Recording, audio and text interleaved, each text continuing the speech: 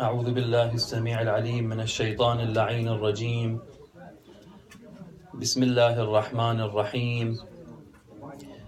الحمد لله رب العالمين، والصلاة والسلام على سيدنا وعظيمنا وحبيب قلوبنا وشفيع ذنوبنا أبي القاسم محمد.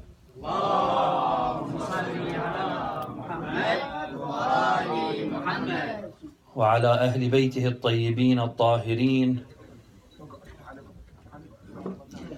يقول الله في محكم كتابه الكريم: بسم الله الرحمن الرحيم.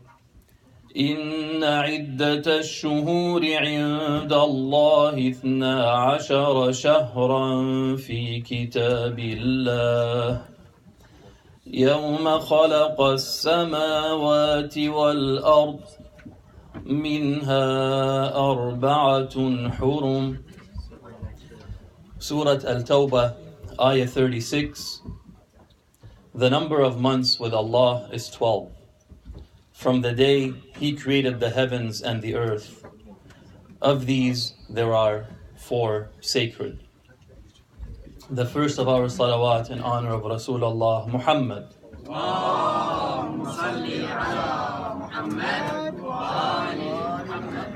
The second in honor of Imam Amir al-Mu'mineen Ali ibn Abi Talib.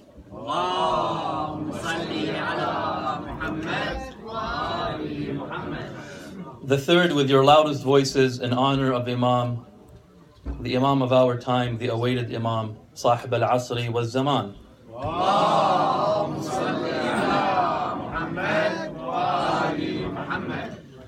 Respected scholars, brothers and sisters, Assalamu alaikum wa rahmatullahi wa barakatuh.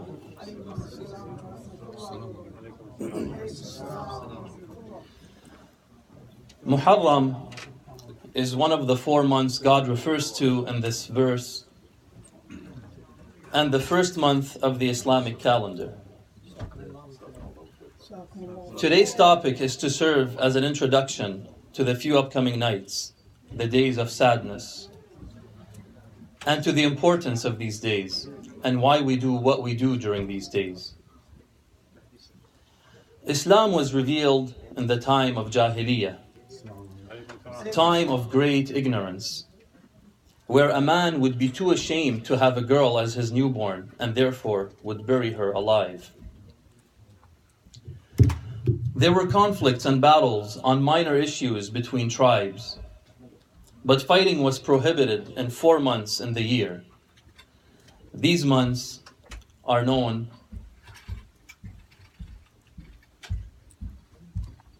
These months, of which Muharram was one, were considered sacred. Muharram is so called because it was unlawful to fight during this month. The word is derived from the word haram, meaning forbidden. The Battle of Karbala was fought against this law and tradition in Islam. Imam Hussein was called upon by the Shi'as of Kufa, a small town of the Umayyad kingdom, to accept their allegiance and claim his place as the leader of the Islamic community. This was against the wishes of the ruler of Kufa, Yazid of course, who instructed his governor, Ibn Ziyad, to take appropriate action. Meanwhile, in response to the call of the Shi'as, Imam al-Hussein, accompanied by his family members, headed for Kufa.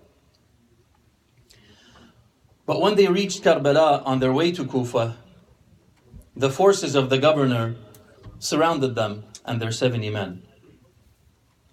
The morning of the event of Karbala marks the anniversary of the Battle of Karbala, when Imam al-Hussein ibn Ali, the grandson of the Holy Prophet, was killed by the forces of the corrupt evil ruler of his time, Yazid, son of Muawiyah.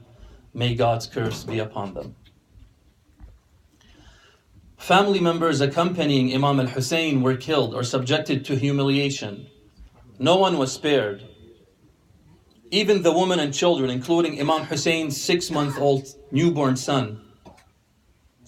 The commemoration of the event during yearly mourning season from the 1st of Muharram to the 20th of Safar, with Ashura comprising the focal date, serves to define the Shia identity. Muharram processions and rituals are a great way to help us remember Imam Hussein's message, but are not the message itself. Sha'air al-Imam al-Hussein alayhi salam are what help keep his message alive, but they are not the message itself. They are not the reason he died.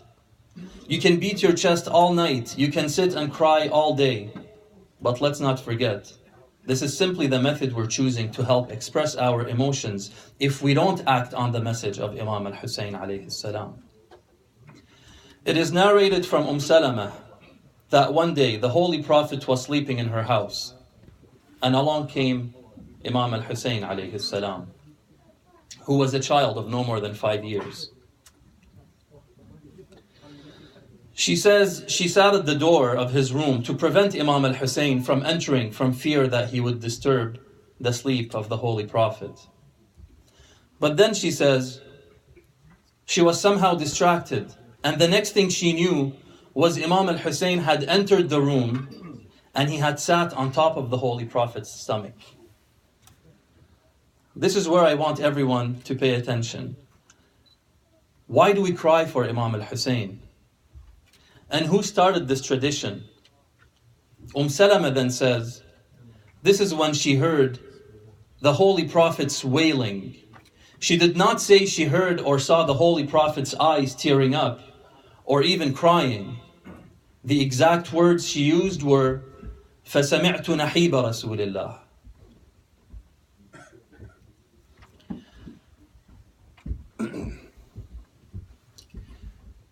For anyone who questions where we came up with crying for Imam al-Hussein and calling it falsehoods or bid'ah, why so much sadness? Why all the black? Why all the crying? Why all this nahib? If they're falsehoods, how come the Holy Prophet was the first to start this tradition? Most Muslims haven't read and obviously don't know their own traditions.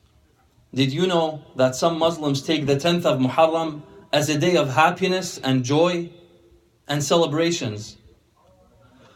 Salama then quickly attended to the Holy Prophet and asked him what's wrong. He told her, when Hussein sat on my stomach, the angel Jibreel alayhi salam came to me and asked me, do you love him? Meaning, do you love Imam al-Hussein? He said, yes, of course I do.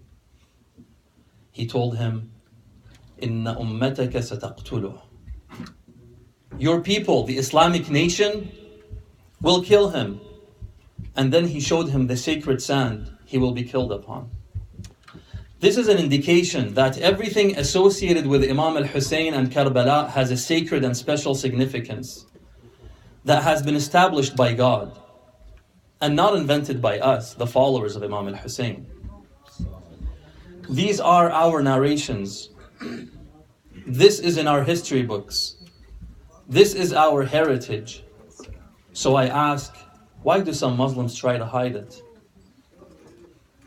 Going back to our story, Jibreel alayhi salam, while crying, he flapped his wings and asked the Holy Prophet, and gave the Holy Prophet sand. Salama narrates, the Holy Prophet then showed her the red sand he was holding in his holy hand. My dear brothers and sisters, the day of Karbala is not like any other day. Min ayyam Allah al-kubra, a day of great significance, the day that the dear household of the Prophet was humiliated. Yawm Karbala adalla azizana. Who else in history was ever mourned by the holiest of all prophets before his death and in that tragic manner other than Imam al-Hussein alayhi salam? As followers of the Sunnah of the Holy Prophet, let us follow in his footsteps. Did he not cry and show great sadness and sorrow when it was revealed to him what would happen to his beloved grandson? Now, one might think that because Imam al-Hussein and his companions were killed in Karbala, this means that they were defeated. Imam al-Hussein was victorious, yet he was martyred. So then you ask, but how? Victory does not mean that one leaves the battlefield untouched, or that one's enemy was killed. Victory means that man progressed along the path of his ultimate goal and did not allow his enemy or his enemies to reach their goal. By the tens of millions, people mourn Imam al-Hussein and visit his holy grave year after year, 1400 years after he was killed.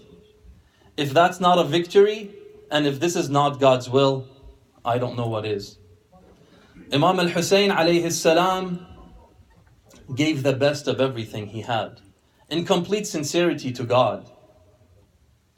And that is perhaps why God rewarded Imam al-Hussein by making the number of those visiting his grave greater than those visiting God's house, Al-Kaaba. This is a lesson for us all. When we give, we should give from our hearts, and for the sake of Allah, for the sake of God, fi sabilillah, and with a pure niyyah. Let's purify our intentions. Not so they write my name on the wall, or so that I'm given a plaque, or to impress people. It's not always easy. And I know everyone here is above that, but the shaitan is there, and is always ready to try and poison our intentions. I encourage you and myself to sacrifice a few hours during these days, and let us be counted upon the servants of Imam al-Hussein, and do our part in remembering, and more importantly, by helping keep Imam al-Hussein's message alive, each in his and her own way. These were the main points I wanted to cover tonight. Tomorrow's lecture will address a rather important topic, and one which has intrigued many philosophers, and one that really affects each and every one of us and our lives. And that's a discussion concerning predestination and free will.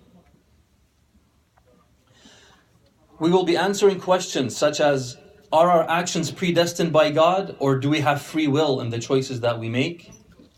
Or has God predestined or predetermined what our future is? There are many schools of thought that have expressed their opinions in this matter and have reached different conclusions. And we will also see how this topic specifically relates to the tragedy of Karbala. I ask God that He may grant us the privilege to be counted as servants to Imam al-Hussein alayhi salam, and for his shafa'ah, his intercession in the hereafter, the akhirah. May God hasten the reappearance of our 12th Imam. هذا والسلام عليكم ورحمة الله وبركاته. اللهم صل على محمد وآل محمد.